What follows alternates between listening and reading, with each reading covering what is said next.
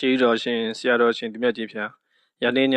သာသနာတော်နှစ်2565နှစ်ကောဇာတက္ကရာ1383ခုနှစ်တပေါင်းလဆန်း3ရက်ခရစ်နှစ်2022ခုနှစ်မတ်လ4ရက်တောက်ကြနေ့ညဓမ္မဒါနကုသိုလ်ရှင်များပြသောရန်ကုန်တိုင်းဒေသကြီးလှဲကူးမြို့နယ်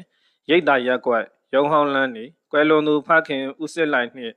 မိခင်တော်မြတ်ကျင်တို့အာရည်စု၍နေပြည်တော်နေဦးမျိုးအောင်ဒေါ်ဝင်းမင်းတန်း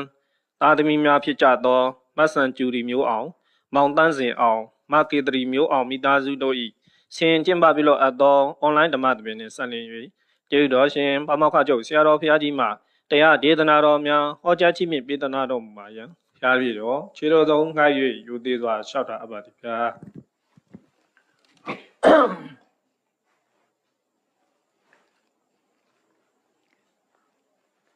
သာသနာတော်နှစ်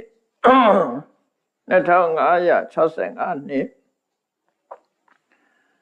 ကောဇာတက္ကရာ1383ခုနှစ်တပေါင်းလဆန်း3ရက်2022ခုနှစ်မတ်လ4ရက်တောက်ကြနေ့၌အွန်လိုင်းမှာဟောကြားအပ်သောဘယ်မလုံးချင်သူတိမိယကုမာရအကြောင်းအပိုင်းနှစ်တရားဒေသနာတော်က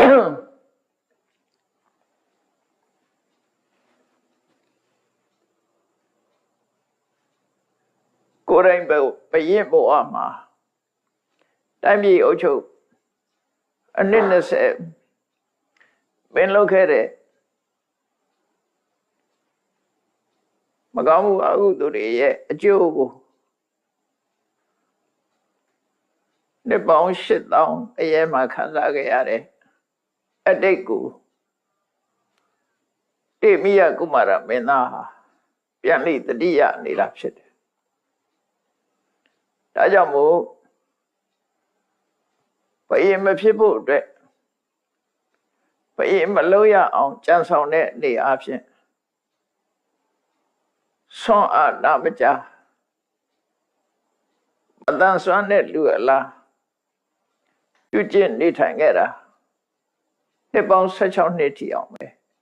ကြာညောင်းလာခဲ့တယ်